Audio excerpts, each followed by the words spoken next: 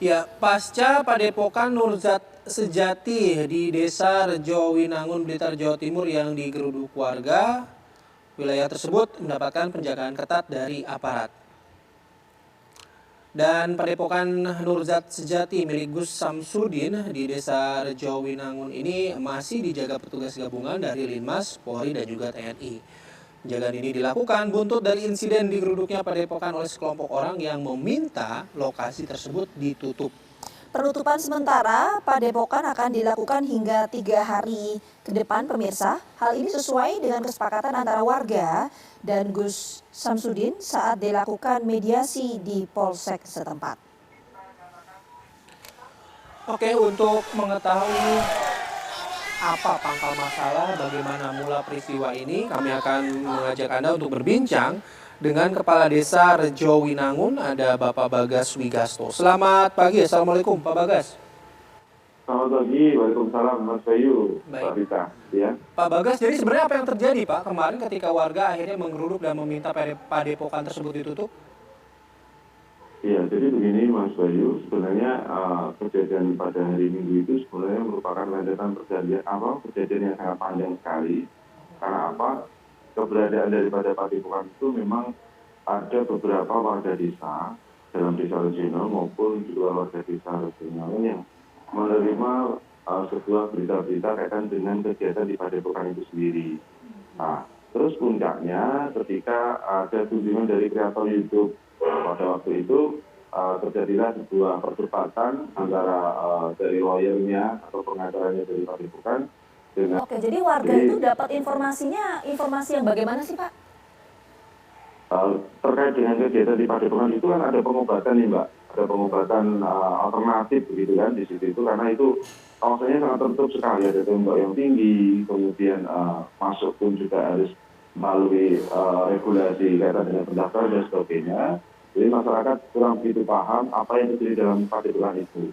Dari rumor yang ada itu ada Padepokan kaitan dengan pengobatan itu ada keluhan daripada masyarakat luar desa. Perlu diketahui bahwa Padepokan tersebut, warga desa kami Rejowinangun, itu tidak ada yang berubah ke sana Mbak Tita dan Mas Bayu. Memang Padepokan ini sudah berapa lama berdirinya Pak? Padepokan itu berdiri 2020 dengan surat izin yang kami punyai di desa, sama persis dengan yang dimiliki oleh Dinas Kesehatan, itu adalah tukang pijat tradisional dengan menggunakan media kelapa muda dan madu murni seperti itu. Tapi dalam prakteknya kan kebetulan si Gus Samsudin itu sendiri kan juga kreator YouTube nih Mas. Jadi di situ dia dalam upload video-video di YouTube itu pengobatan kaitan dengan ilmu kebal, kemudian kaitan dengan ada dukun santet dan sebagainya itu. Oke. Nah, Pak Bagas, tapi saya ingin mendalami lagi. Tadi kan Pak Bagas sudah mengidentifikasi ada potensi gesekan begitu melihat KTP begitu ya. Karena dua-duanya berasal dari ormas keagamaan yang sama begitu ya Pak ya? Iya betul. Oke. Nah, potensi gesekannya itu di bagian apanya Pak gitu? Kalau misalnya dari dua belah pihak menggunakan mengatasnamakan ormas keagamaan yang sama gitu, dan potensi yang Bapak deteksi juga akan terjadinya gesekan dengan warga di Rejowinangun ini. Iya, jadi begini Mas Bayu, 5 hari sebelum kejadian itu kami sebenarnya sudah mendengar rumor kaitan dengan kedatangan kreator YouTube itu. Salah satu yang mungkin mereka berkunjung itu. Dari situ sebenarnya ini rentetannya panjang Mas Bayu.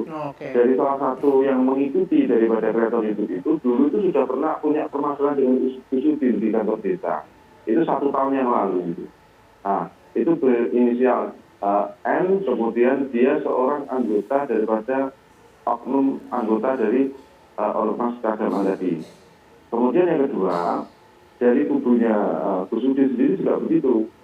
Dalam setiap aplikasi YouTube-nya, di konten-konten YouTube-nya itu senantiasa di belakangnya itu juga menggunakan atribut ormas keagamaan tadi. Oke. Dari sinilah kemarin waktu di video di streaming dari salah satu kreator YouTube tadi, itu terjadi perdebatan antara lawyernya tersebut dengan kreator YouTube tadi. Oke. Nah, pada saat itulah dalam itu terlihat jelas dalam streamingnya.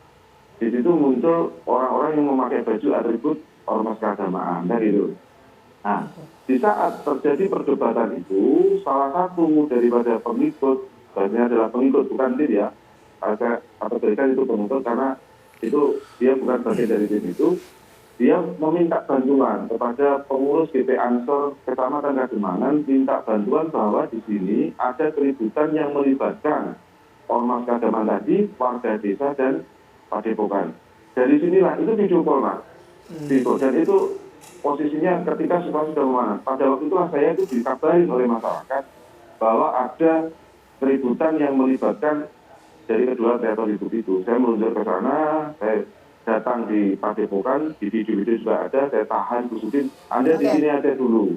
Saya akan menyelesaikan, saya akan datangi. Karena apa? Kalau mereka bertemu nanti, jadi dua oknum tadi pasti akan berhadapan-hadapan. Iya. Baik.